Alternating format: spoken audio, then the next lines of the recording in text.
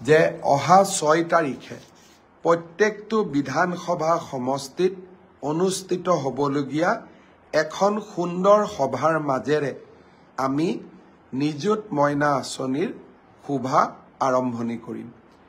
এই মাহত আমি সকলো ছাত্ৰীক একোখনকৈ ড্ৰাফট দিম আৰু অহা মাহৰ পৰা অৰ্থাৎ নৱেম্বৰ মাহৰ পৰা এই ধন ডিবিটি যোগে সকলো ছাত্ৰীৰ এই আঁচনিত যোগ্য বুলি বিবেচিত হোৱা প্ৰতিগৰাকী ছাত্ৰীৰ বেংক একাউণ্টলৈ আমি ট্ৰান্সফাৰ কৰিম।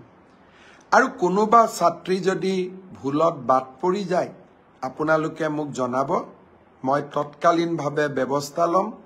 মই বিশ্বাস কৰোঁ যে উচ্চতৰ মাধ্যমিকত প্ৰথম বৰ্ষত নামভৰ্তি কৰা ছাত্ৰী, স্নাতক পৰ্যায়ত নামভৰ্তি কৰা প্ৰথম বৰ্ষৰ ছাত্ৰী আৰু বিশ্ববিদ্যালয়ত নামভৰ্তি কৰা প্ৰথম বিভাগৰ ছাত্ৰী সকলোৱে এই আঁচনিৰ হিতাধিকাৰী ৰূপে যোগ্য। কোনোবাই যদি এই আঁচনিৰ পৰা বাদ পৰিছে আমাক নিশ্চয় জনাব। অৱশ্যে সেল্ফ ফাইনেন্স কোৰ্সত পঢ়া ছাত্ৰীসকল এই আঁচনি পোৱাৰ বাবে যোগ্য হ'বনে নাই তাৰ বিষয়ে শিক্ষা বিভাগত মন্থন চলি আছে।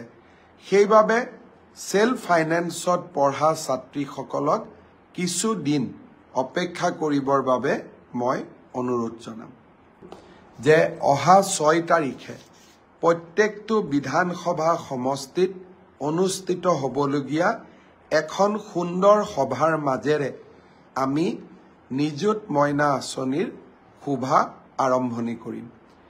এই মাহত আমি সকলো ছাত্ৰীক একোখনকৈ ড্ৰাফট দিম আৰু অহা মাহৰ পৰা অৰ্থাৎ নৱেম্বৰ মাহৰ পৰা এই ধন ডিবিটি যোগে সকলো ছাত্ৰীৰ এই আঁচনিত যোগ্য বুলি বিবেচিত হোৱা প্ৰতিগৰাকী ছাত্ৰীৰ বেংক একাউণ্টলৈ আমি ট্ৰান্সফাৰ কৰিম।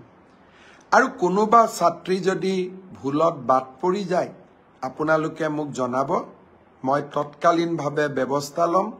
মই বিশ্বাস কৰোঁ যে উচ্চতৰ মাধ্যমিকত প্ৰথম বৰ্ষত নামভৰ্তি কৰা ছাত্ৰী, স্নাতক পৰ্যায়ত নামভৰ্তি কৰা প্ৰথম বৰ্ষৰ ছাত্ৰী আৰু বিশ্ববিদ্যালয়ত নামভৰ্তি কৰা প্ৰথম বিভাগৰ ছাত্ৰী সকলোৱে এই আঁচনিৰ হিতাধিকাৰী ৰূপে যোগ্য।